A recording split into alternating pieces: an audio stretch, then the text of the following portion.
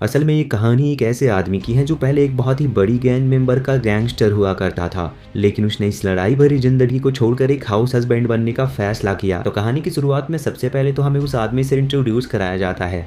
उस आदमी का नाम टाटसू है। अब जब ये कहानी पहले दिन से चालू होती है तो हम देखते हैं कि टाटसू रोज की तरह आज टिफिन बना रहा था अपनी वाइफ के लिए। वो बहुत ही मेहनत से टिफिन को तैयार करता है, लेकिन उसकी वाइफ उस टिफिन को ले जाना ही भूल जाती है क्योंकि आज उसकी मीटिंग होने वाली थी, जिस वजह से वो बहुत ही ज्यादा जल्दी में थी। अब टाटसू साइकिल पर बैठकर उसे डिलीवर करने के लिए जा रहा था, लेकिन क्योंकि वो पहले एक गैंगस्टर हुआ करता था, इस वजह से उसके पूरे लुक्स और पूरा स्टाइल एक गैंगस्टर की तरह था, जिस वजह से रास्ते में जब उसे तेज साइकिल चलाते हुए कुछ पुलिस ऑफिसर देखते हैं तो उसे रोक लेते हैं। अब पहले तो उन्होंने बस ट्रैफिक रूल्स के कारण उसे रोका था, लेकिन जब वो उसका फेस देखते हैं तो वो पहचान जाते हैं कि ये कोई और नहीं बल्कि बहुत ही ज्यादा फेमस याकुजा गैंग का गैंगस्टर है। टाटसू को पहले द इमोर्टल ड्रैगन के नाम से जाना जाता था। अब यहाँ पर जब वो अपने पॉकेट में हाथ डालता है तो पुलिस ऑफिसर को लगता है कि जरूर ये चाकू निकालने वाला है, लेकिन उसके हाथ में बस एक कूपन था। अब उसकी लाइफ पूरी तरह से चेंज हो गई है। उसने वो सारे काम छोड़ दिए जो वो पहले किया करता था। वो कूपन असल में किसी जगह का था। वो बताता है कि वो कहीं पर जा रहा है और वो अपने उस टिफिन के बारे में भी बताता है।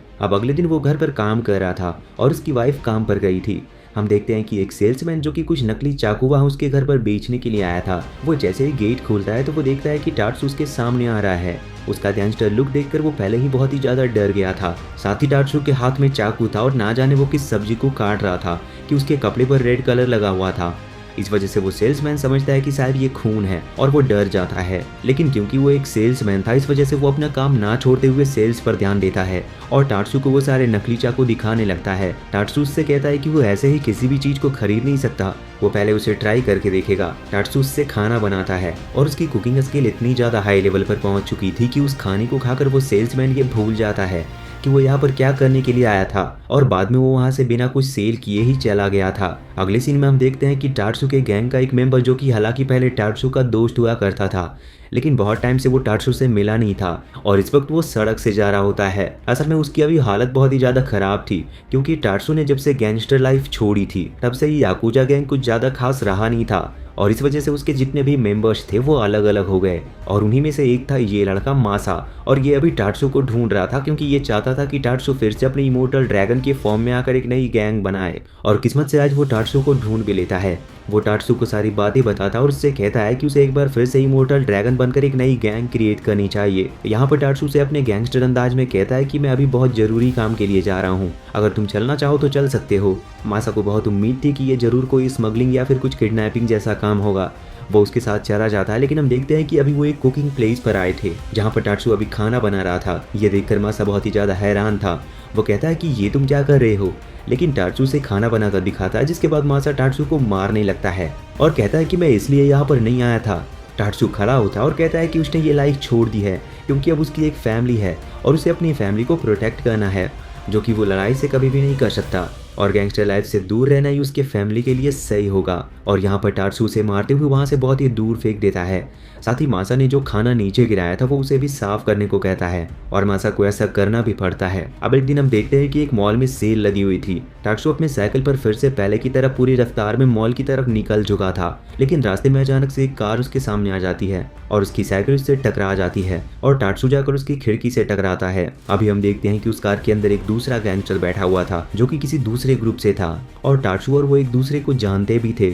असल में वो पहले एक दूसरे के दुश्मन हुआ करते थे। यहाँ पर उस गैंगस्टर को लगता है कि शायद टाटसू इनडायरेक्टली उसे मारने के लिए आया है, जो कि वो नहीं कर पाया, इसीलिए यहाँ से भाग गया। लेकिन टाटसू को तो असल में सामान लेने की जल्दी थी क्योंकि सेल जो लगी हुई थी। अब यहाँ पर ये गैंगस्टर और उसका बॉडीगार्ड जो भी था वो सीधा उस मॉल के पास पहुंच जाते हैं। वो टाटसू का पीछा करते हैं पर टाटसू उन्हें दूसरे काम में लगा देता है और वो कहता है कि तुम्हें यहाँ से सबसे बेस्ट कपड़े चुनने होंगे क्योंकि वो यहाँ इस सेल में हार नहीं सकता। बहुत कोशिश करने के बाद भी उन्हें बहुत खराब ही कपड़े मिले थे और ज्यादा कुछ मिला नहीं था, जिसके बाद टाटसू उन्हें डांट रहा था। वो कह रहा था कि ये तुमने क्या किया। टाटसू ने ये भी बताता है कि अब वो गैंगस्टर नहीं बल्कि अब वो एक हाउस हस्बैंड है। लेकिन यहाँ पर वो जो सामने वाला गैंगस्टर था वो उसकी बात नहीं मानता और वो उसकी तरफ गन तानते हुए कहता है कि तुम मेरे सामने झूठ मत बोलो, मैं जानता हूँ कि तुम बचने के लिए ये सब कर रहे हो। लेकिन यहाँ पर टार्सू अपने मूव्स दिखाते हुए और उसकी गन को वहाँ से हटाते हुए उस गैंगस्टर ने ही जो ग्लव्स खरीदे थे उन्हें पहनकर कहता है कि बाहर ठंड है, तुम्हें ये रख लेना चाहिए, तुमने मेरी मदद करने की कोशिश की, इसके लिए थैंक यू। और अब वो वहाँ से चला जाता है। वो गैंगस्टर असल में पहले बहुत गरीब हुआ करता था। उसकी मदर ने पैसे जोड़कर सेम वैसे ही ग्लव्स उसे बचपन में दिलाए थे।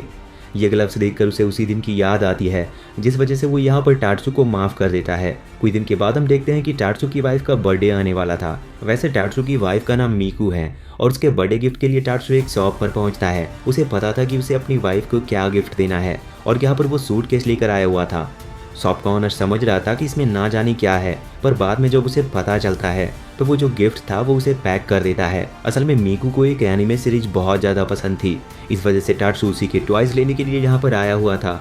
अब हम देखते हैं कि रात के टाइम जब मीकू अपने काम से वापस आती है तो टार्सू सबसे पहले उसे पूरी तरह से चेक करता है, क्योंकि टार्सू तो एक गैंगस्टर था, इस वजह से ये उसकी आदत है। वो यहाँ पर चेक इसीलिए कर रहा था कि कहीं और किसी गैंगस्टर ने मीकू के कपड़े पहनकर या फिर मीकू की तरह मास्क लगाकर उसे खत्म करने का प्लान तो नहीं बनाया। अब चेकिंग के बाद वो उसे अंदर लेकर आता है। अंदर पूरा कमरा सजा हुआ था। टार्सू वहाँ पर आकर बर्थडे सॉन्ग सुनाता है, जो कि वो पूरे गैंगस्टर अंदाज में सुना रहा था, इसीलिए कहीं से भी वो बर्थडे वाइब नहीं आ रही थी। उसकी वाइफ को पहले तो बहुत ही अजीब लग रहा था। वैसे जब टार्सू से वो गिफ्ट दिखाता है तो मीकू बताती है कि उसके पास ये सेट ऑलरेडी है, क्योंकि जब ये नया नया लॉन्च हुआ था तभी उसे उसने खरीद लिया था। ये सुनकर टार्सू बहुत ही ज़्यादा डिसअपॉइंट हो जाता है। वो तुरंत ही अपना हाथ आगे करते हुए अपनी छोटी उंगली काटने की कोशिश करता है। वो कहता है कि मैंने बहुत बड़ी गलती कर दी और फिजूल खर्ची की, लेकिन इस पर मीकू से जोर से पंच मारती है और कहती है कि ये तुम क्या कर रहे हो। वैसे अगले ही दिन की बात थी। टार्सू नॉर्मली अपना घर का काम कर रहा था, तभी उसे मीकू का फोन आता है। वो बताती है कि उनके जो घर की ऑनर है वो आज वहाँ पर आने वाली है, इसीलिए उसे घर को पूरी तरह से साफ रखना होगा। टार्सू तुरंत ही लग जाता है साफ सफाई में। वो एक एक चीज को चुन चुन कर साफ करता है और वैक्यूम क्लीनर से साफ करने के बाद जो भी कोने बच गए थे उसे उसने अपने हाथों से ही साफ किया था। अब उसका पूरा घर बिल्कुल चमक चुका था। लेकिन तभी अचानक से वो वैक्यूम क्लीनर उसकी बिल्ली की पूंछ में लग जाती है, जिस वजह से वो बिल्ली जंप करती है और सामने रखी वाइन की बोतल से टकराते हुए टार्सू के सर पर आकर लगती है। वाइन बिल्कुल रेड कलर की थी। उसी वक्त जब टार्सू घर की तरफ आ ही रहा था कि इतने में लैंडलेडी वहाँ पर आ जाती है। हम देखते हैं कि टार्सू के कपड़ों पर वो रेड निशान देखकर वो डर जाती है और उन्हें लगता है कि शायद टार्सू के ऊपर कोई अटैक किया है। वैसे बाद में सिचुएशन पूरी तरह से ठीक हो चुकी थी। अब हम देखते हैं कि उसी दिन की बात है। लैंडलॉर्ड लेडी के जाने के बाद जो टार्सू के नेबर्स थी वहाँ पर जो लेडी रहती थी वो अपने लड़के को लेकर आई थी। वो कहीं बाहर जा रही थी, इस वजह से टार्सू को वो उस लड़के का ख्याल रखने को कहती है। टार्सू से आने देता है और हम देखते हैं कि उसका नाम रायोटा था और यहाँ पर वो टार्सू से बहुत ही ज़्यादा डर रहा था। बाद में टार्सू से कुछ खाने के लिए कुकीज़ देता है, जिन्हें खाने के बाद रायोटा यहाँ पर टार्सू से डरना बंद कर देता है। अब टार्सू से गेम के लिए कहता है, क्योंकि वो बोर हो रहा था और रायोटा भी गेम के लिए तुरंत ही हाँ कर देता है। लेकिन वो फिर से बहुत ही ज़्यादा बोर होने लगता है, क्योंकि टार्सू जितने भी गेम वहाँ पर लेकर आया था वो सभी गैम्बलिंग से रिलेटेड थे, क्योंकि टार्सू ने अभी तक सिर्फ यही गेम खेले हैं। इस वजह से रायोटा को ये बिल्कुल भी पसंद नहीं आता। पर जब वो उठता है तो उसे वहाँ पर एक डॉल रखी हुई दिखती है। ये वही मीकू की फेवरेट एनीमे सीरीज की डॉल थी। इसे वो बहुत पसंद आ रही थी। ये देखकर टार्सू खुश था, लेकिन अचानक से रायोटा गिर जाता है, जिस वजह से वो डॉल भी टूट जाती है। टार्सू ये देखकर सबसे पहले तो रायोटा से पूछता है कि कहीं उसे चोट तो नहीं लगी, और जब रायोटा कहता है कि नहीं उसे चोट नहीं लगी तो इसके बाद अब टार्सू सोचता है कि उसे उस डॉल का करना क्या है। वो अपने घर के बैकयार्ड में जाकर एक बहुत बड़ा गड्ढा खोदता है, जिस गड्ढे को अगर कोई खोद कर पता लगाना चाहे तो उसे पता भी नहीं लगे कि यहाँ पर क्या दफनाया गया है। उस डॉल को तात्सू ने उस गड्ढे के अंदर डाल दिया था। तभी वहाँ पर टार्सू की वाइफ मीकू आ जाती है।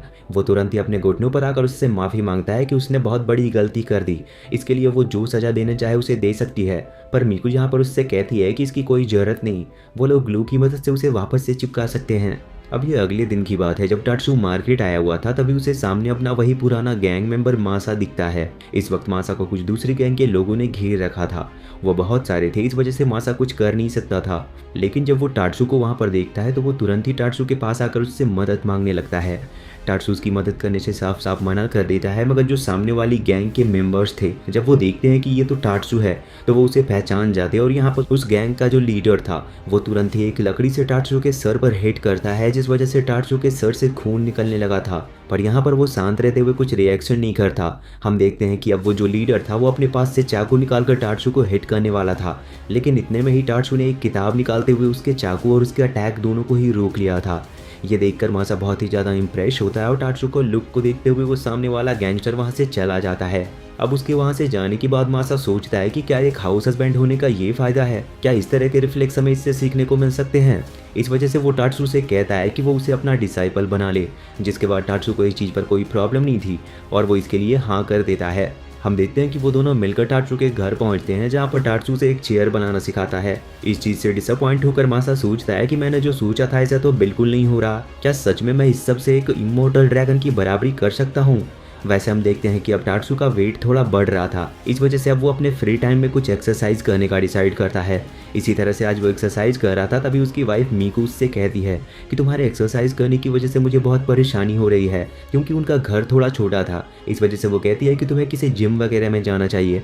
अब टाटसू जिम वगैरह तो नहीं जाता, लेकिन वो एक एक्सरसाइज वाली जगह पर चला जाता है, जहाँ पर जाकर वो अपने नेबर की लेडीज से मिलता है। वो लोग भी वहाँ पर नॉर्मल डेली रूटीन की एक्सरसाइज करते हुए अपना वेट लॉस कर रही थी।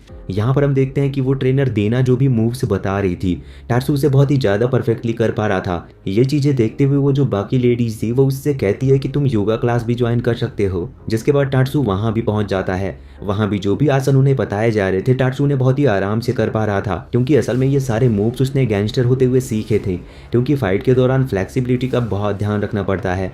इस वजह से उसे ये सब पहले से आता था। सभी लोग उससे इम्प्रेस थे, पर टाटसू की लुक्स की वजह से वो थोड़े अनकंफर्टेबल हो रहे थे। वैसे एक्सरसाइज और योगा खत्म होने के बाद हम देखते हैं कि जब टाटसू अपने कपड़े चेंज करने के लिए वहाँ चेंजिंग रूम में जाता है, तो वो देखता है कि वो गलती से वेमेंस के चेंजिंग रूम में आ चुका है। वहाँ पर बाकी लेडीज उसे देखकर शॉक हो जाती है और उसे मारकर बाहर फेंक देती है। उन्हें लग रहा था कि टाटसू उन पर नजर रखने के लिए यहाँ पर आया था। टाटसू को अपनी गलती का एहसास होता है और वो तुरंत ही अपना सर जमीन पर मारते हुए उनसे माफ़ी मांगता है और वो कहता है कि आप लोग जो सज़ा मुझे देना चाहो वो दे सकती हो। पर बाद में वो टाटसू को माफ़ कर देती है, क्योंकि वो उसे जानती थी, क्योंकि वो उसकी नेबर थी। एक दिन हम देखते हैं कि अभी मीकू की छुट्टी थी, इस वजह से वो और टाटसू दोनों ही साथ में मॉल आए हुए थे। यहाँ पर आकर टाटसू सबसे पहले जो वहाँ की रिसेप्शनिस्ट थी उससे पूछता है कि व्हाइट पाउडर कहाँ पर है। व्हाइट पाउडर से वो यहाँ पर कुछ और समझ गई थी, मगर बाद में मीकू बताती है कि टाटसू डिटर्जेंट की बात कर रहा है और अब उन लोगों की वहाँ पर शॉपिंग चालू होती है। लेकिन यहाँ पर प्रॉब्लम ये हो गई थी कि टाटसू रोज शॉपिंग करने आता था। इस वजह से मीकू जो चीज़ें चूज़ कर रही थी वो टाटसू बता रहा था कि उसमें कुछ गलती है, क्योंकि टाटसू वहाँ के बेस्ट प्रोडक्ट के बारे में जानता है। लेकिन इस चीज़ से उसका मीकू से छोटा सा झगड़ा हो जाता है।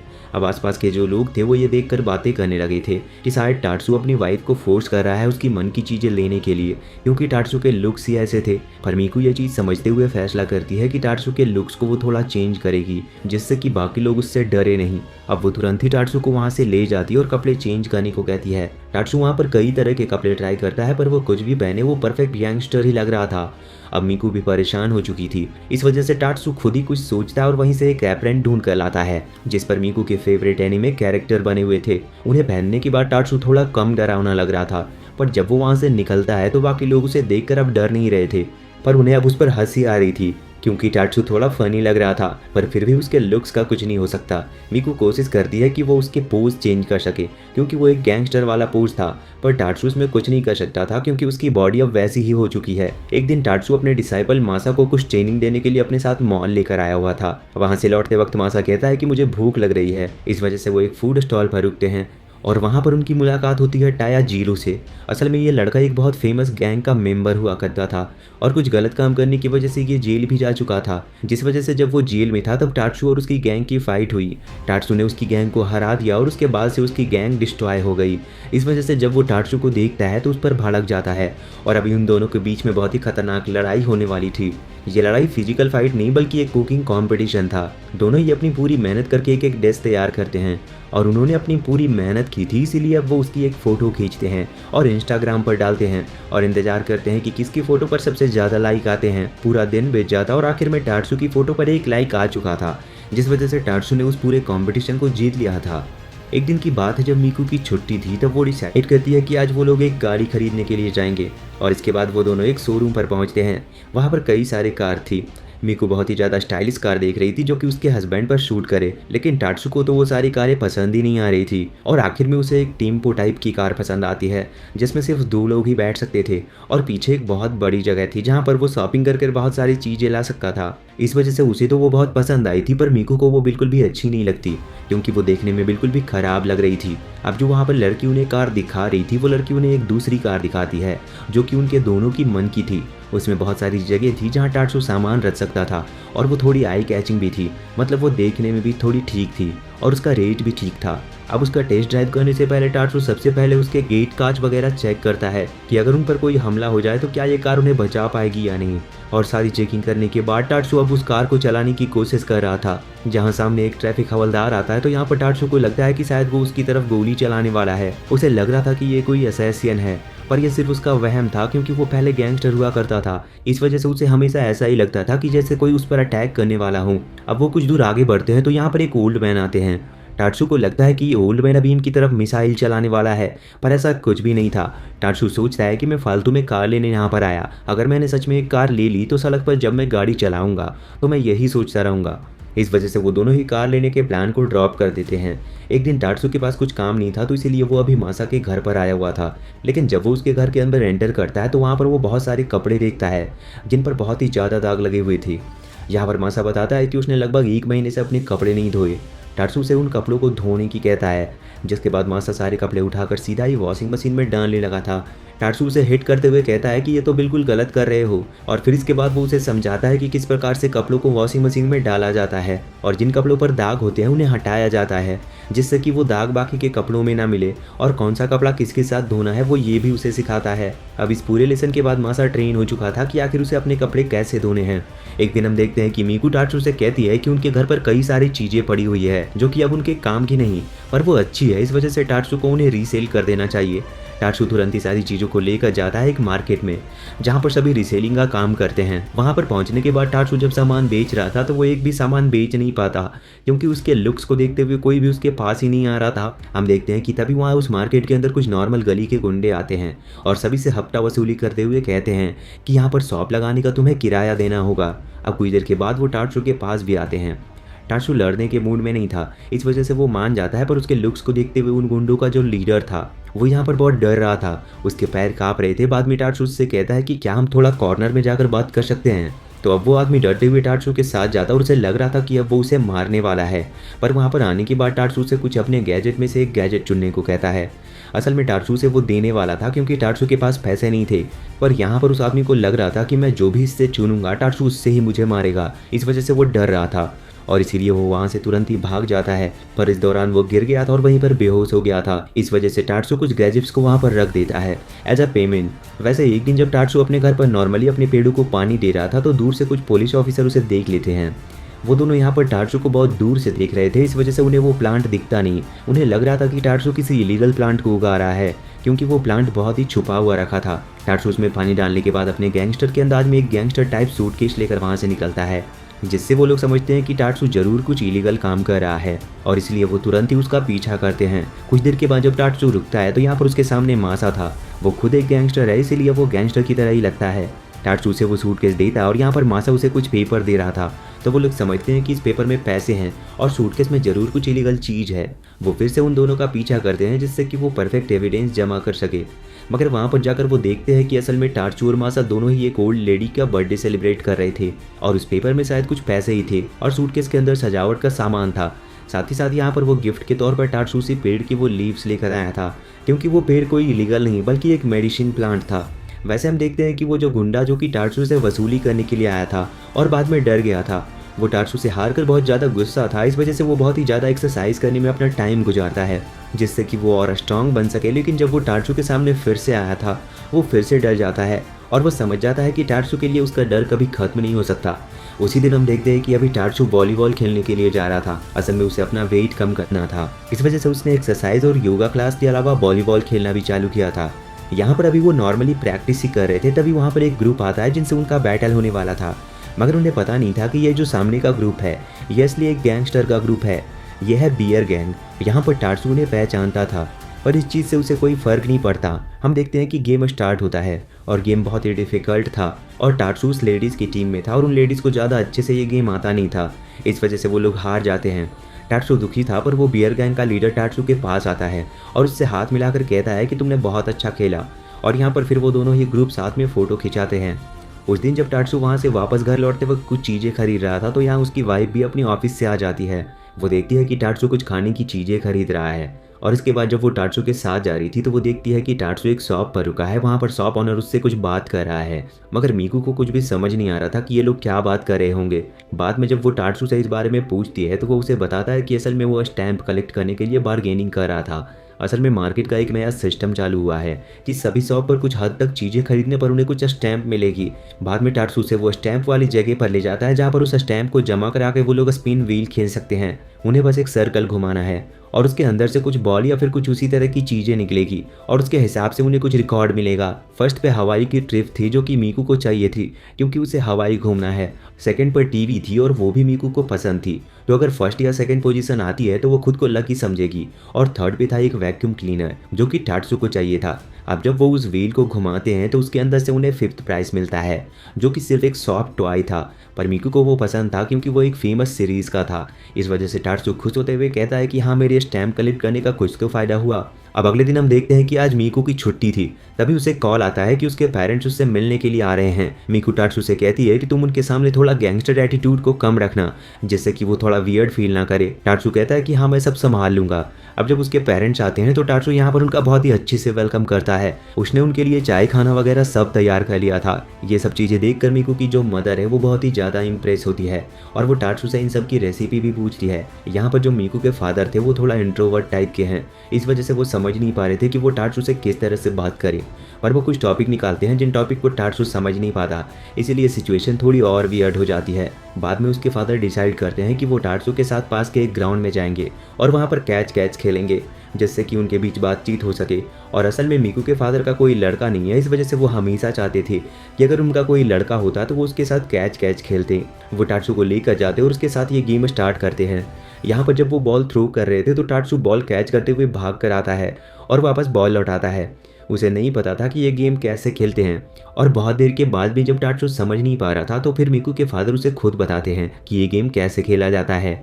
अगली बार टाट्सू बहुत ही पावर के साथ गलती से उस बॉल को थ्रो कर देता है और उस बॉल की स्पीड इतनी ज़्यादा तेज थी कि उसकी वजह से मीकू के फादर सीधे जाकर पीछे एक पेड़ से टकराते हैं। मगर यहाँ पर वो गुस्सा नहीं बल्कि टाट्सू से बहुत ही ज़्यादा इंप्रेस थे। हम देखते हैं कि एक दिन टाट्सू को एक काम मिलता है। असल में उसे सेंटा क्लॉज के कपड़े पहनकर कुछ बच्चों को कुछ गिफ्ट देने थे। टाट्सू वैसा ही करता है। वैसे टाट्सू एक गैंगस्टर है, इस वजह से वो थोड़ा डरावना लग रहा था। बच्चे उसे देखकर डर तो रहे थे, पर बाद में जब वो टाट्सू को अच्छे से जानते हैं तो वो उससे डरना बंद कर देते हैं। टाट्सू उन्हें बहुत ही टेस्टी खाना खिलाता है और एट द एंड टाट्सू समझ चुका था कि वो बच्चों को अच्छी तरह से ट्रीट कर सकता है। इसका मतलब अगर वो किसी दुकान पर काम करे तो वो कस्टमर्स को भी संभाल पाएगा।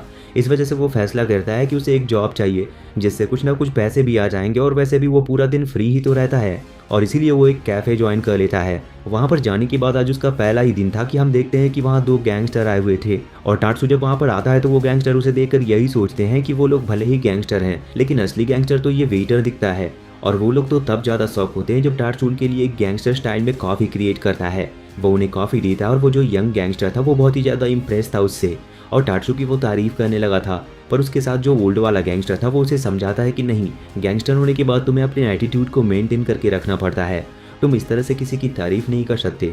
लेकिन जब वो लोग खाना ऑर्डर करते हैं तो टाट्सू खाना बहुत ही ज़्यादा स्पेशल तरीके से सजाते हुए लाता है और जब वो ओल्ड गैंगस्टर अपने लिए एक ड्रिंक मांगता है तो टाट्सू उसे भी बहुत ही परफेक्ट तरीके से लेकर आता है।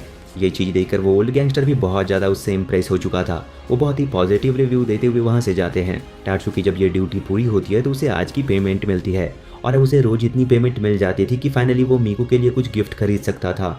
अगले ही दिन हम देखते हैं कि मीकू दिन भर काम करते हुए थक जाती थी, इस वजह से टाट्सू उसकी बहुत ही ज़्यादा हेल्प करता है, जैसे कि मसाज वगैरह। सब कुछ जो काम वो खुद कर सकता था वो खुद से करता है और कुछ चीज़ों के लिए उसने कुछ मशीनें मीकू को गिफ्ट के लिए खरीदी थी। लेकिन इतना ज़्यादा स्पेशल ट्रीटमेंट होते हुए देखकर मीकू थोड़ा सा अजीब फील कर रही थी, इस वजह से वो इसे इग्नोर करती है। लेकिन बाद में टाट्सू सोचता है कि अगर मीकू इस चीज़ को इग्नोर कर रही है तो क्यों ना वो खुद ही इसका फ़ायदा उठाएं।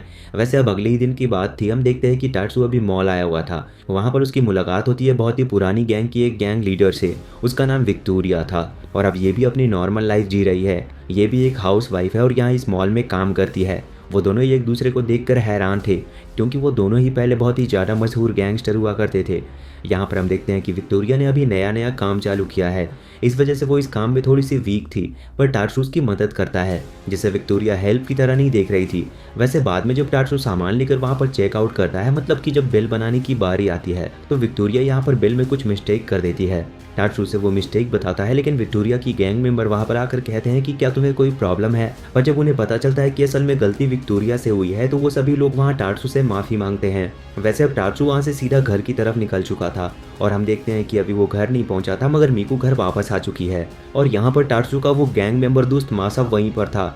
हमें पता चलता है कि टार्सू का बर्थडे आज ही है। वो टार्सू का बर्थडे सेलिब्रेट करने का सोच रहे थे और साथ ही उसे सरप्राइज देने का भी सोच रहे थे।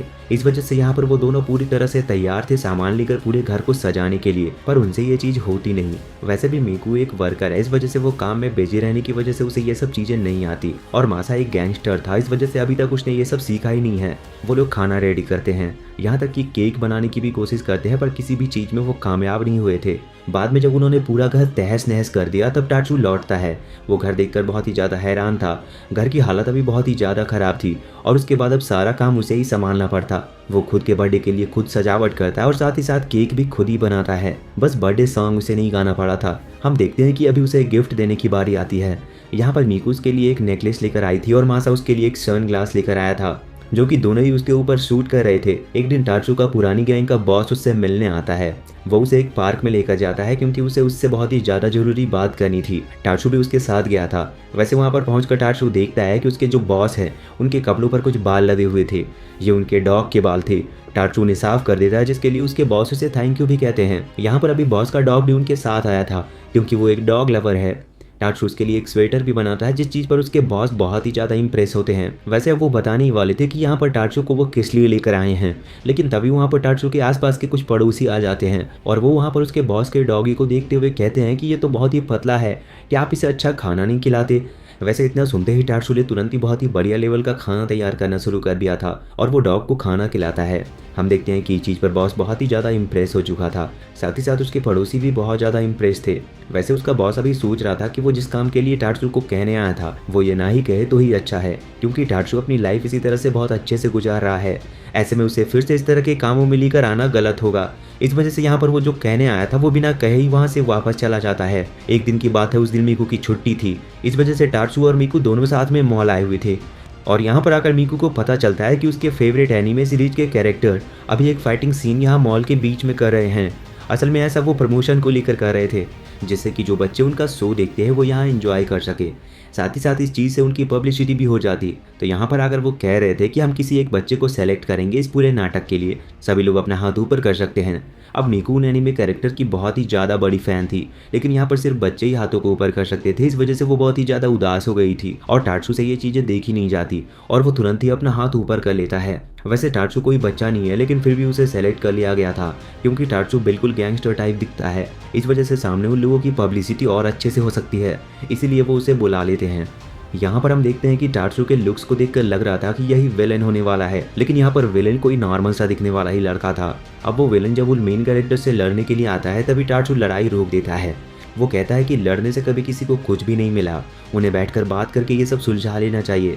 इसके बाद वो एक कपड़ा बिछाते हुए दोनों के लिए चाय सर्व करता है और कहता है कि चाय पियो और लड़ाई भूल जाओ। ये चीज़ देखकर वहाँ के जो बच्चे थे वो बहुत ही ज़्यादा हैरान हो गए थे।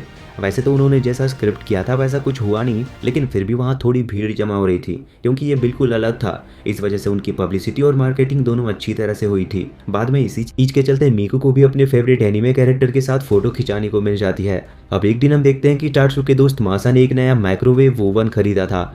ये बिल्कुल नया था, इस वजह से इसके फीचर उसके लिए समझ पाना थोड़ा सा मुश्किल था, इसीलिए वो इसके लिए टार्सू को वहाँ पर बुलाता है। टार्सू वहाँ पर आकर जब उसे देखता है तो वो भी हैरान था क्योंकि ये बिल्कुल नई टेक्नोलॉजी का माइक्रोवेव ओवन था। लेकिन इसके बाद वो कहता है कि हम खाना बनाकर इसे चलाना सीखेंगे, जिसके बाद वो लग गए थे खाना बनाने में। टार्सू अपना ब्रीफकेस खोलता है और ब्रेड निकालता है। वो लोग यहाँ पर ब्रेड बनाने वाले थे। सब चीज़ें तैयार करने के बाद जब टार्सू एक राइस पेपर लेने के लिए मासा को भेजता है तो मासा गलती से माइक्रोवेव ओवन को नीचे गिरा देता है।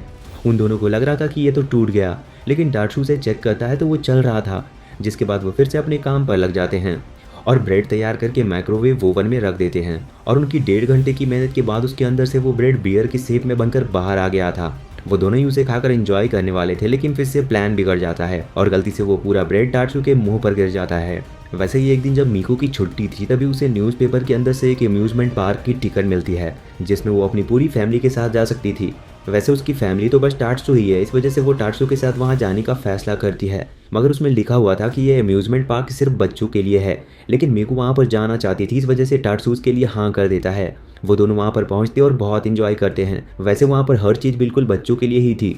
जब वहाँ पर मीकू को भूख लगती है तो टाटसू बताता है कि यहाँ पर खाना बहुत ही ज़्यादा महंगा मिलेगा, इस वजह से वो पहले से ही प्रिपेयर होकर आया था और उसने बहुत सारा खाना अपने साथ रख लिया था।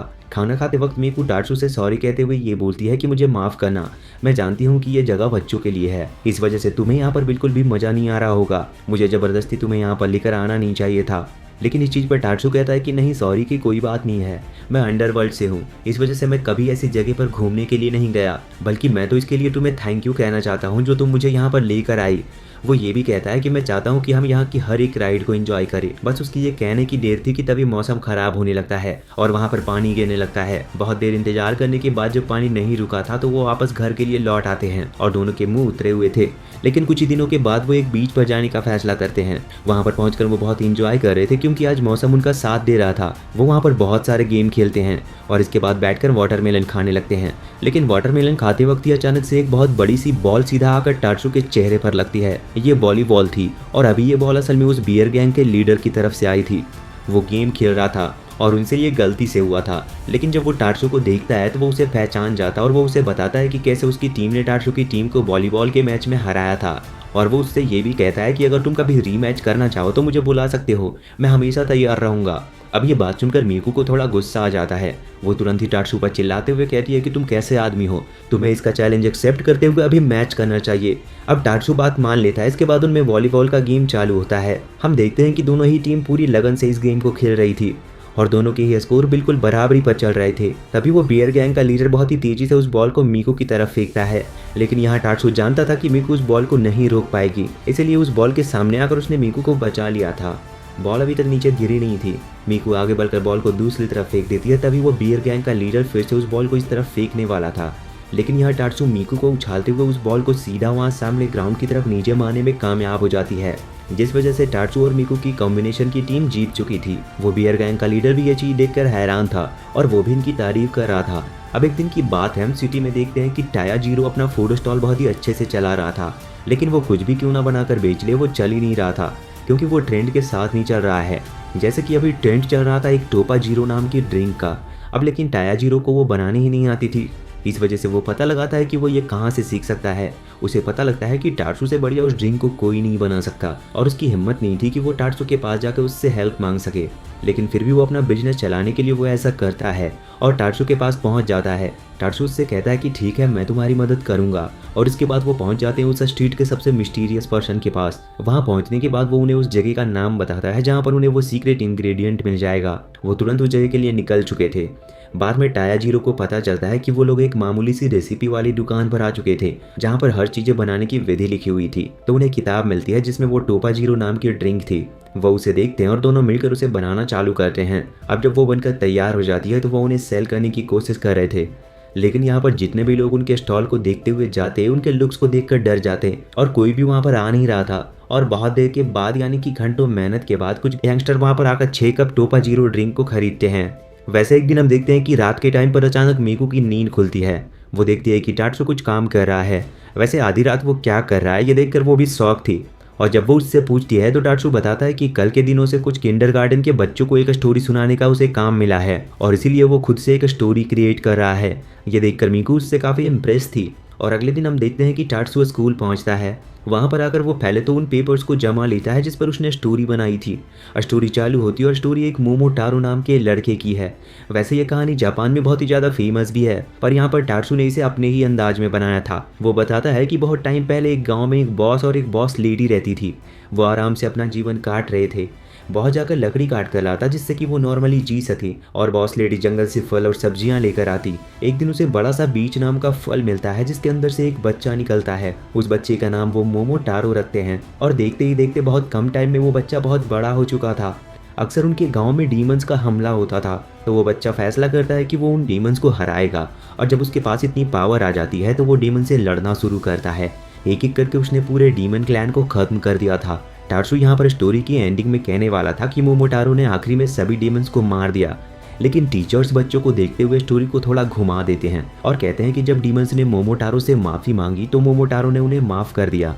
एंडिंग अलग थी पर बच्चों के लिए यही सही थी। वैसे कुछ दिन बाद हम देखते हैं कि अभी टाट्सू एक कैफ़े में आया था, जहाँ पर उसकी सभी पड़ोसी हाउसवाइफ उसके साथ थी। वो टाट्सू से पूछ रही थी कि आखिर शादी होने के पहले टाट्सू क्या क्या करता था, जिस पर वो बताता है कि वो एक बहुत ही ज़्यादा फेमस गैंगस्टर था। यहाँ पर वो सारे काम गिनाना चालू करता है जो उसने गैंगस्टर होते हुए किए थे, लेकिन वो काम इस तरह के थे कि वो सब उस पर भरोसा ही नहीं कर रही थी। उन्हें लग रहा था कि शायद ये मजाक में ये सब कह रहा है। वैसे तभी वहाँ पर मीकू का कॉल आता है। टाट्सू ने फ़ोन को स्पीकर पर नहीं रखा था, इस वजह से वो लेडीज़ को सिर्फ टाट्सू की बातें सुनाई पड़ रही थी। यहाँ पर मीकू कह रही थी कि उसे नूडल्स बनाने हैं, लेकिन टाट्सू उसे इस तरह से जवाब दे रहा था कि वो लेडीज़ कुछ गलत समझ लेती है और उन्हें लगता है कि यहाँ पर सच में वो किसी को ठिकाने लगाने की बात कर रहा है। टाट्सू कहता है कि हाँ, तुम्हारा काम बहुत ही जल्दी हो जाएगा। और इसके बाद अब जब वो बाहर आते हैं तो उन लेडीज से रहा नहीं जाता। वो टाट्सू से पूछती है कि आखिर मीकू क्या कह रही थी। इस पर टाट्सू भी उन्हें डायरेक्ट नहीं बताता कि वो नूडल्स बनाने को कह रही थी। वो बातों को थोड़ा घुमाते हुए कहता है कि उसने मुझे बहुत ज़रूरी काम दिया है और अगर मैंने ये जल्दी नहीं किया तो शायद अच्छा नहीं होगा, इस वजह से मुझे चलना चाहिए। ये देखकर वो लेडीज और भी ज़्यादा डर जाती है। एक दिन हम देखते हैं कि टाट्सू मार्केट गया हुआ था, तभी उसकी मुलाकात एक बहुत ही फेमस गैंग के मेंबर गोड़ा से होती है। टाट्सू को लग रहा था कि गोड़ा शायद उससे फाइट करेगा, लेकिन यहाँ पर गोड़ा तुरंत ही अपना माइक निकाल लेता और टाट्सू को एक रैप बैटल के लिए चैलेंज करता है और इसके बाद वो टाट्सू की बेइज्जती करते हुए एक गाना भी गाता है। टाट्सू भी उसका चैलेंज एक्सेप्ट करता है और तुरंत ही माइक लेते हुए अब गोड़ा की बेइज्जती करना चालू कर देता है। तो यहाँ पर वो जो कह रहा था उस वजह से गोड़ा बहुत ही डीमोटिवेट हो गया था और उसे बहुत ही ज़्यादा बुरा लग रहा था। लेकिन बाद में टाट्सू को लगता है कि हाँ, सच में वो वाइफ के चक्कर में कुछ ज़्यादा ही गलत वे में चला गया। इस वजह से वो बाद में गोड़ा से माफ़ी भी मांगता है और उससे कहता है कि अगर हम एक दूसरे की बेइज्जती करेंगे तो इसमें दोनों को ही बुरा लगेगा, इसीलिए वो किसी तीसरी चीज़ को चुनते हैं। यहाँ पर उन्होंने चुना था पास में ही एक दुकान के खाने को। इसके बाद टाट्सू फिर से रैप करना स्टार्ट करता है और वहाँ हम देखते हैं कि उस दुकान का मालिक बाहर आ गया था। जब वो अपने खाने की बुराई सुनता है तो वो टाट्सू को मारने लगता है, लेकिन इसके बाद अब गोड़ा की बारी थी और वो भी गाना चालू करता है। लेकिन बाद में उस शॉप के ऑनर ने ही माइक उठा लिया था और वो खुद भी गाना गाने लगा था, जिस वजह से ये लोग बहुत हैरान थे क्योंकि ऐसा उन्होंने एक्सपेक्ट नहीं किया था। एक दिन की बात है, मीकू को एक बिजनेस ट्रिप पर जाना था और अब वो अगले दिन ही लौट कर आने वाली थी। इस वजह से वो पूरे दिन के लिए टाट्सू को ऑल द बेस्ट कहकर चली जाती है। टाट्सू इस चीज़ से बहुत ही ज़्यादा खुश था क्योंकि आज उसे घर का सारा काम करना नहीं पड़ेगा। वो जो ब्लैंकेट हर रोज धोता था उन पर वो बस सेंट लगा कर रख देता है जिससे कि वो धुले हुए दिखे। कपड़े उसने धो दिए थे पर वो उन्हें जमा कर नहीं रखता क्योंकि उसे ये करना पसंद ही नहीं था। बाद में वो घर का खाना नहीं बल्कि बाहर से नूडल्स लेकर आता है। आज वो रेस्ट कर रहा था, तभी वहाँ पर उसका दोस्त मासा आ जाता है। वो उसे बताता है कि आज फाइनली वो कई सालों बाद एक परफेक्ट वेकेशन पर है और आज वो आराम करेगा। लेकिन इस पर मासा कहता है कि तुम इसे आराम कहते हो, अगर तुम्हें सच में चिल करना है तो हमें बाहर चलना चाहिए। जिसके बाद वो बाहर जाते हैं। वो टाट्सू के पड़ोसी को भी बुला लेते हैं और यहाँ पर अब वो खेलना चालू करते हैं। खेलने के बाद टाट्सू के लिए मासा एक वीडियो गेम भी लाता है, वो उसे भी खेलते हैं और इसके बाद अब दोपहर हो गई थी इसलिए वो सोना चालू करते हैं। जहाँ पर मासा को तो तुरंत ही नींद आ जाती है, लेकिन टाट्सू को नींद ही नहीं आ रही थी। वो सोच रहा था कि उसे काम करना चाहिए क्योंकि उसकी अब ये डेली हैबिट बन चुकी है। वो तुरंत ही खड़ा होता है और वहाँ से जाने लगता है, लेकिन मासा तुरंत ही बिल्कुल मॉन्स्टर की तरह उठकर उसका पैर पकड़ लेता है और कहता है कि नहीं, तुम्हें अपना वेकेशन पूरा करना होगा। मैं जानता हूँ कि ये मुश्किल है, लेकिन तुम ऐसे बीच में हार नहीं मान सकते। अब कुछ दिन के बाद हम देखते हैं कि अभी वहाँ उनकी सिटी में एक हैलोवीन कॉम्पिटिशन होने वाला था। इसमें पहले प्राइज़ के तौर पर एक ट्रिप है, दूसरे प्राइज़ के तौर पर सभी को जो भी उसमें जीतता है उसे पूरे 1 साल के लिए फ्री में चावल दिए जाएंगे। ये देखकर टाट्सू बहुत ही ज़्यादा खुश था और इस कॉम्पिटिशन में वो हिस्सा लेना चाहता था। अब इसके लिए मीकू भी तैयार थी। वो दोनों वहाँ पहुँचते हैं और हम देखते हैं कि यहाँ पर और भी कई सारे लोग थे, जैसे कि यहाँ पर मासा भी आया हुआ था, साथ ही साथ टायाजीरो भी था और वो लेडी गैंगस्टर भी थी जो कि टाट्सू को मॉल में मिली थी। ये सभी अपने अपने कॉस्ट्यूम लेकर तैयार थे। सबसे पहले वो लेडी गैंगस्टर वहाँ पर आती है। वो एक विच बनकर आई थी, लेकिन उसका परफॉर्मेंस जज को इतना पसंद नहीं आया था। दूसरे नंबर पे वहाँ पर टायाजीरो को बुलाया जाता है, लेकिन उसके लुक को देखकर वो खुद भी डरे हुए थे क्योंकि उसने चाकुओं को जिस तरह से अपनी बॉडी पर लगाया था वो बहुत ही ज़्यादा खतरनाक दिख रहा था और इस तरह का वॉयलेंट ड्रेसअप देखकर उसे पहले ही डिस्क्वालीफाई करके वहाँ से निकाल दिया जाता है। अब इधर के बाद वहाँ थर्ड पर्सन के तौर पर मासा को बुलाया जाता है, लेकिन मासा उसमें पार्टिसिपेट नहीं कर पाता क्योंकि वो ज़्यादा अच्छे तरीके से तैयार नहीं हो पाया था। चौथे नंबर पर टाट्सू और मीकू आते हैं वो इस वक्त पंपकिन बनकर आए थे और यहाँ पर वो पंपकिन कुकीज़ भी तैयार करते हैं बहुत ही ज़्यादा स्टाइल के साथ, और उसके बाद वो उन कुकीज़ को उन जज को ऑफर भी करते हैं, लेकिन इस चीज़ में वो जीत नहीं सकते थे। अब 5th नंबर पर वहाँ पर एक क्यूट सी बच्ची आती है जिसने बैट का कॉस्ट्यूम पहन रखा था और आखिर में उसी को वो इनाम दिया जाता है। यहाँ पर सेकेंड इनाम भी किसी को नहीं मिला था क्योंकि किसी का स्कोर ही उतना नहीं था कि वो सेकेंड इनाम जीत सके। वैसे अगर टाट्सू यहाँ पर गैंगस्टर बनकर आता तो शायद उसे फर्स्ट प्राइज मिल सकता था। एक बार की बात है, उनकी सिटी में ही एक बफे सिस्टम लगा हुआ था जहाँ पर उन्हें सिर्फ कुछ पैसे देने थे और इसके बाद वहाँ पर जितना मर्जी वो खाना खा सकते थे, लेकिन वहाँ पर जितना खाना रखा हुआ है उतना ही वो खा सकते हैं। अब यहाँ पर बहुत सारे लोग आए थे। टाट्सू सोच रहा था कि वो कौन सा डिश से शुरू करे क्योंकि वो चाहता था कि वो सभी डिश को चखे, लेकिन उसका पेट नहीं भरना चाहिए, मगर वो खुद को रोक नहीं पाता। वो सभी चीज़ें उठाकर ले आता है और अब वो खाना चालू करता है। अब उन्होंने जब खाना खा लिया था इतने में ही टाट्सू का पेट पूरा फुल हो चुका था, लेकिन तभी उन्हें पता चलता है कि डेजर्ट आइटम अभी तक आया ही नहीं। जब वहाँ पर डेजर्ट आइटम आता है तो वो बहुत कम था, लेकिन बहुत ही ज़्यादा अच्छा लग रहा था। टाट्सू को किसी भी कीमत पर वो खाना था। तभी सामने वो टायाजीरो को देखता है, जैसे देखकर उन दोनों में चैलेंज लग जाता है कि कौन उस डेजर्ट को खाएगा।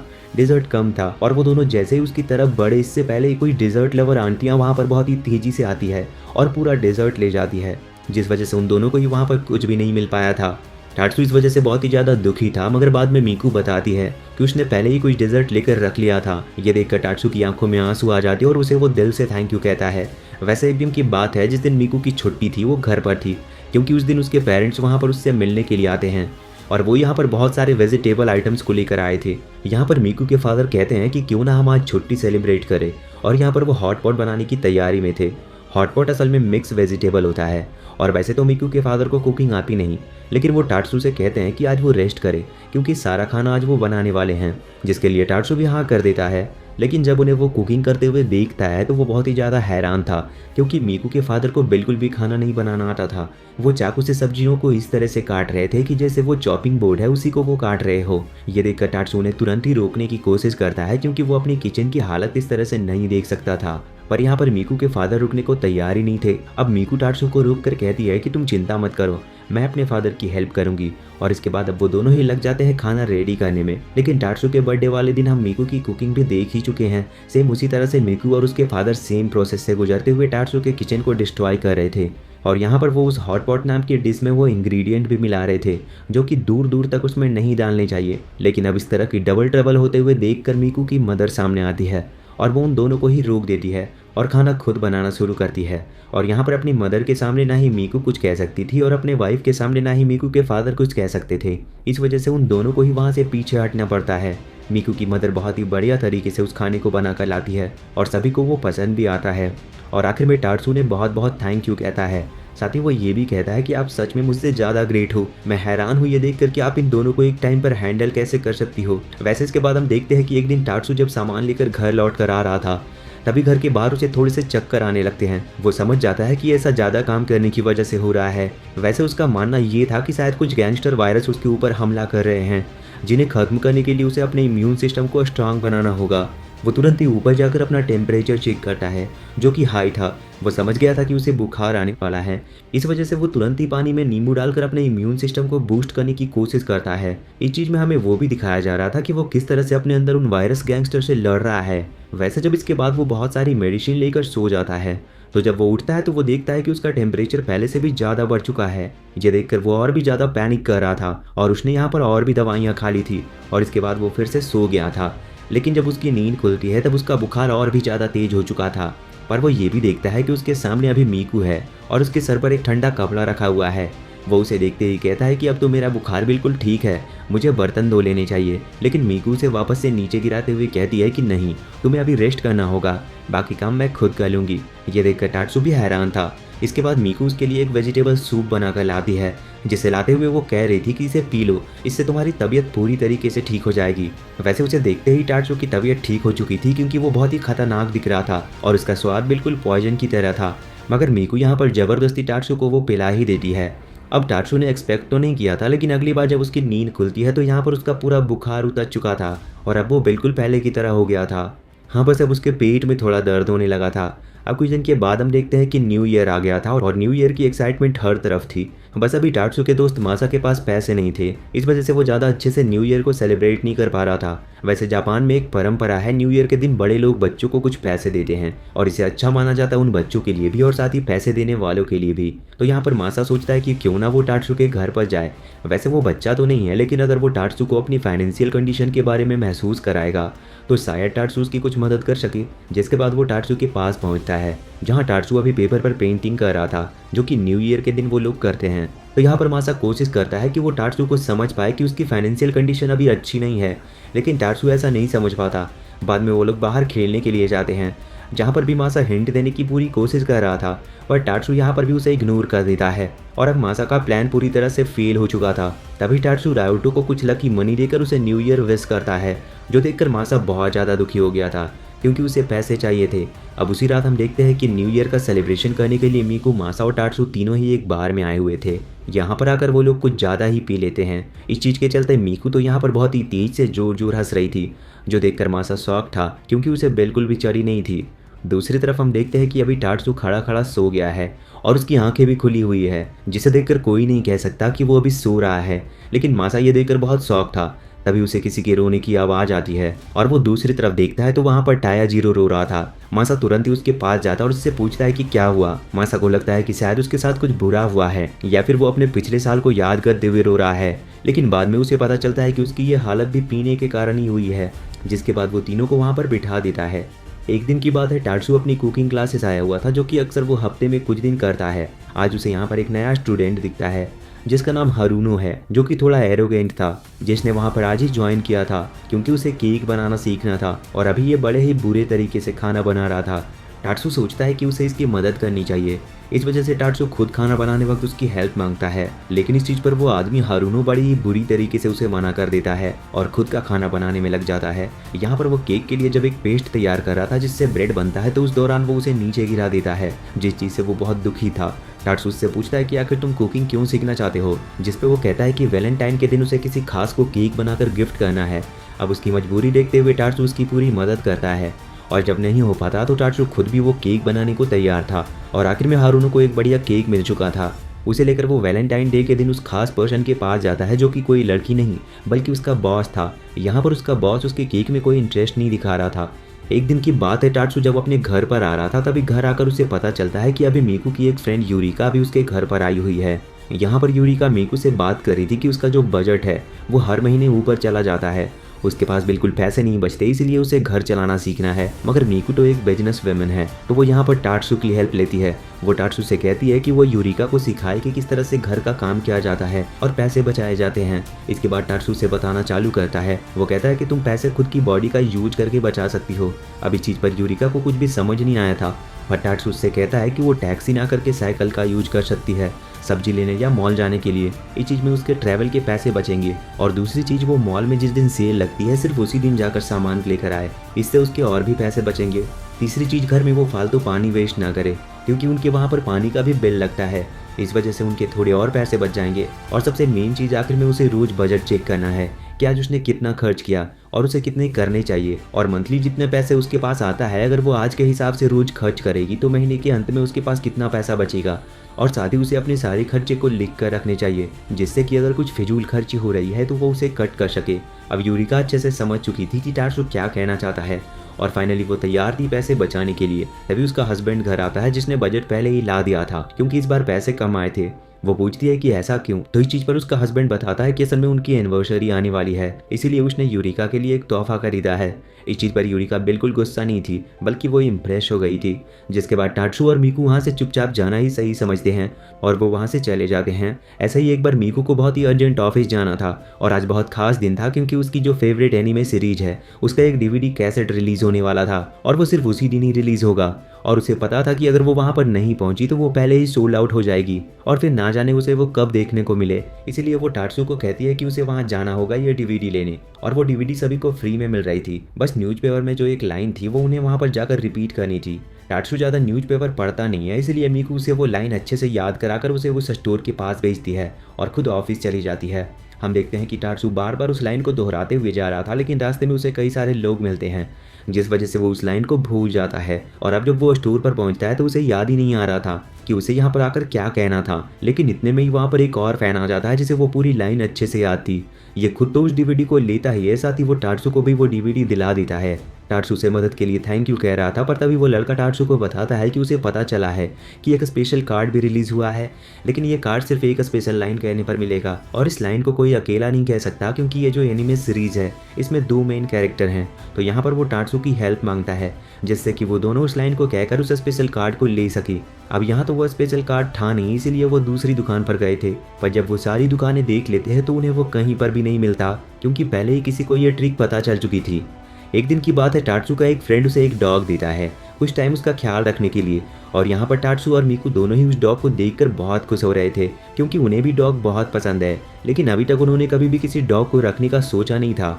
अब यहाँ पर टाट्सू जब उसे घुमाने के लिए ले जा रहा था तो वो डॉग आगे ही नहीं बढ़ रहा था, पर टाट्सू देखता है कि ये तो बहुत क्यूट लग रहा है, इसलिए उसकी वो फोटो खींचकर अपने बॉस को भेज देता है जो कि एक डॉग लवर है। और जब वो इतने क्यूट डॉग को देखता है तो वो बहुत ही ज़्यादा जेलस फील कर रहा था। अब यहाँ से हम देखते हैं कि जब उस डॉग ने चलना चालू किया था तभी रास्ते में टाट्सू को अपना पुराना दुश्मन मिलता है। यहाँ पर वो भी अपने डॉग को घुमाने के लिए लेकर आया था। टाट्सू और वो दूसरा लड़का एक दूसरे को बहुत ही ज़्यादा गुस्से में देख रहे थे, पर बाद में पता चलता है कि वो बस एक दूसरे के डॉग को देखकर इम्प्रेस थे। अब वो उन्हें खिलाने लगते हैं और बाद में वो लड़का टाट्सू को लेकर किसी स्पेशल जगह पर जाने की बात करता है। अब जब वो निकल चुके थे तो उसके बाद में हमें पता चलता है कि असल में वो एक डॉग पार्क जा रहे थे।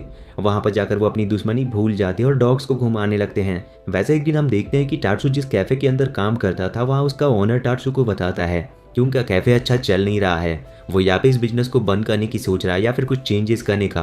तो टाट्सू कहता है कि आप चेंजेस कर सकते हो। इसके लिए वो अपने पास के सबसे पॉपुलर कैफ़े में चला जाता है। वहाँ पर जाकर वो देख रहे थे कि आखिर वो लोग अपने कैफ़े को कैसे मेंटेन करते हैं। वहाँ की जो डिशेस थी वो खासकर इस तरह से बनाई गई थी कि लेडीज़ को और बच्चों को पसंद आए, क्योंकि वही उनकी शॉप पर ज़्यादातर आते थे, और साथ ही साथ वहाँ पर खाना सर्व करने वाले लोग भी। अब यहाँ वो शॉप ऑनर समझ चुका था कि उसे क्या चेंजेस करने हैं, उसे बस अपने खाने की क्वालिटी बढ़ानी होगी। अब जब वो वापस से अपने कैफ़े पहुँचते हैं तो यहाँ पर टाट्सू उनके लिए खाना बनाकर बताता है। टाट्सू ने सबसे पहले एक सैंडविच बनाया था जो कि इतना अच्छा था कि उसे खाते ही शॉप ऑनर को अपनी पुरानी यादें याद आने लगती है, जब उनके साथ में बहुत अच्छा हो रहा था और तब वो एक रिलेशनशिप में भी थे। वैसे वो यादें टूट जाती है जब टाट्सू उन्हें चाय सर्व करता है, और जब वो उस चाय को पीते हैं तब उन्हें फिर से अपनी दूसरी यादें याद आ रही थी, और वो सोच रहे थे कि उनकी एज बहुत ही ज़्यादा हो गई है। जब से उन्होंने काम करना स्टार्ट किया है तब से वो कुछ भी इंजॉय नहीं कर पाए। इस वजह से वो फैसला करते हैं कि उन्हें रिटायर हो जाना चाहिए। अब जब वो वहाँ से थैंक यू कहकर जा रहे थे तो टाट्सू सोचता है कि मैंने अच्छा काम किया, इसलिए मुझे भी सैंडविच खाकर देखना चाहिए। अब जब वो सैंडविच खाता है तो उसे वही सारी यादें आ रही थी जब वो गैंगस्टर हुआ करता था, उसे फाइट की और गन पाउडर की स्मेल की, ये सब उसे याद आ रहा था। पर जब वो चाय पीता है तब उसे याद आता है कि एक बार फाइट के दौरान उसे बहुत ही ज़्यादा चोट लगी थी, तब उसे मीकू मिली और उसके बाद से उसकी लाइफ चेंज हो गई। इसी तरह एक दिन हम देखते हैं कि टाट्सू और मासा दोनों ही लंच कर रहे थे, तभी अचानक से मासा को अपने दांत में दर्द होता है। लेकिन जब टाट्सू उससे पूछता है तो मासा उसे बताता है कि उसने कल एक साथ 50 गुंडों से फाइट की थी, जिस वजह से उसे थोड़ी सी चोट लगी है। पर टाट्सू इस बात पर एग्री कर ही नहीं सकता था, क्योंकि वो जानता है कि मासा कितना बड़ा डरपोक है। वैसे जब वो वहाँ से लौट रहे थे तब फिर से मासा के दांत में दर्द होने लगता है। टाट्सू कहता है कि लगता है तुम्हारे दांत में दर्द हो रहा है, तुम कितनी बार ब्रश करते हो। मासा कहने लगता है कि मैं तो रोज़ ब्रश करता हूँ, मगर यहाँ पर वो बता रहा था कि वो रोज़ सुबह ब्रश करता है, जिस चीज़ पर टाट्सू कहने लगता है कि फिर तो पक्का तुम्हारे दांत में दर्द है, क्योंकि मैं तो दिन में 3 बार ब्रश करता हूँ। और अब जब बार बार टाट्सू एक ही बात को दोहरा रहा था तो यहाँ पर मासा को भी ये बात माननी पड़ती है। वो कहता है कि हाँ मेरे दांत में दर्द हो रहा है, लेकिन मैं डेंटिस्ट के पास से जाने से डरता हूँ। और इसके बाद हमें उसके बचपन की स्टोरी दिखाई जाती है। जब उसके दांत में बहुत ज़्यादा दर्द होने लगा था तो उसकी मदर ने उसे झूठ बोलते हुए कहा कि वो उसे स्नैक्स दिलाने जा रही हैं, और जब वो उनके साथ गया तो उन्हें पता चला कि वो लोग तो डेंटिस्ट के पास आए थे, जिसके बाद से ही मासा को डेंटिस्ट से बहुत ज़्यादा डर लगने लगा था। पर टाट्सू बिना कुछ सोचे ही उसे बहुत तेज़ से मुक्का मार के बेहोश कर देता है, और बाद में उसे उठाकर सीधा डेंटिस्ट के पास ले आता है, जहाँ पर ना चाहते हुए भी मासा को अपना ट्रीटमेंट करवाना ही पड़ता है। लेकिन इसके बाद टाट्सू देखता है कि उसके दांत में भी दर्द हो रहा है। एक बार की बात है, मीकू की छुट्टी थी तो इसीलिए वो देर रात तक पिक्चर देखते रहते हैं। अभी टीवी पर बहुत ही ज़्यादा डरावनी पिक्चर आ रही थी, इस वजह से जब वो सोते हैं तो टाट्सू की नींद नहीं लगती, उसे बार बार वही इमेज दिख रही थी। वैसे तो टाट्सू डरता नहीं है, लेकिन फिर भी उसकी नींद लग ही नहीं रही थी। वो सोच रहा था कि वो क्या करे, तभी उसे याद आता है कि लोग कहते हैं कि अगर हम सिप काउंट करें तो उससे हमारी नींद आ सकती है। टाट्सू के केस में थोड़ा उल्टा था, वो यहाँ पर गैंगस्टर काउंट कर रहा था। और इसी तरह वो बहुत सारे गैंगस्टर को काउंट कर लेता है। लेकिन अंत में उन सभी की लड़ाई हो जाती है। टाट्सू सोचता है कि ऐसे करके तो वो कभी नहीं सो पाएगा, इसीलिए वो उठ जाता है और वो सोचता है कि गर्म दूध पीने से शायद उसे नींद आ सकती है। वो ऐसा भी करके देखता है पर फिर भी उसे नींद नहीं आ रही थी, इसीलिए वो स्लीपिंग प्रॉपर्टीज वाली वेजिटेबल काट कर उन्हें खाना चालू करता है। और अंत में जब वो सोने की कोशिश कर रहा था तभी उसकी कैट उसे परेशान करने लगती है। इस वजह से वो सो ही नहीं पाता और सुबह हो जाती है। और इसी तरह एक दिन और की बात है जब टाट्सू को रेसिडेंशियल लीडर यानी कि वो जिस भी सोसाइटी में रहते हैं वहाँ का जो मेन सेक्रेटरी है उसकी तरफ से एक टास्क मिला हुआ था। टाट्सू को सभी के पास जाकर उनके पैसे कलेक्ट करने थे जो कि आने वाले समय में उनकी सोसाइटी यानी कि वो जितना भी एरिया है वहाँ की देखभाल में खर्च होंगे। तो टाट्सू इसके लिए मासा को भी अपने साथ ले जाता है। अब उस सेक्रेटरी से सबसे बड़ी गलती यही हो गई थी कि उसने टाट्सू को इस काम के लिए चुना था, क्योंकि जब भी कोई मेंबर टाट्सू के लुक्स को देखता तो उन्हें यही लगता कि शायद ये हफ्ता लेने आया है। वैसे ये लोग अभी टाट्सू को जानते नहीं थे, इस वजह से वो डर रहे थे। पर फिर टाट्सू ने बताता है कि वो किस काम के लिए पैसे लेने आया है, लेकिन वो लोग बस यही समझ रहे थे कि ये कोई माफिया है, इस वजह से वो सब पैसे दे भी रहे थे। मासा तो सोच रहा था कि या तो सेक्रेटरी बहुत ही ज़्यादा समझदार है या फिर उससे गलती हो गई है। वैसे हम देखते हैं कि कई सारे घरों पर जाकर हर एक घर से पैसे लेने के बाद टाट्सू एक बड़ी सी बिल्डिंग के सामने पहुंचता है। मासा मना कर रहा था कि हमें यहाँ नहीं जाना चाहिए, पर टाट्सू फिर भी वहाँ पर जाता है। वो असल में एक माफिया बॉस का घर था। वहाँ ऊपर जाने के बाद टाट्सू उससे पैसे मांगता है और माफिया बॉस ये देखकर बहुत ज़्यादा हैरान था कि ये मेरे से पैसे लेने के लिए आया है। वो गुस्सा होते हुए टाट्सू पर हमला करने की सोच रहा था, लेकिन वो हमला करे इससे पहले ही टाट्सू उसे बता देता है कि असल में वो किस काम के लिए पैसे लेने आया है। और जब वो ये बताता है कि इस चीज़ से उनकी सोसाइटी की देखभाल होगी और जो कचरा फैला हुआ है वो इससे साफ होगा, तो ये सुनकर माफिया बॉस तुरंत ही पैसे निकालकर उसे दे देता है। वैसे इस वीडियो को हम यहीं पर एंड करते हैं, लेकिन ये कहानी यहाँ पर एंड नहीं हुई है। इसके बहुत सारे ऐसे ही छोटे छोटे और भी सारे पार्ट्स हैं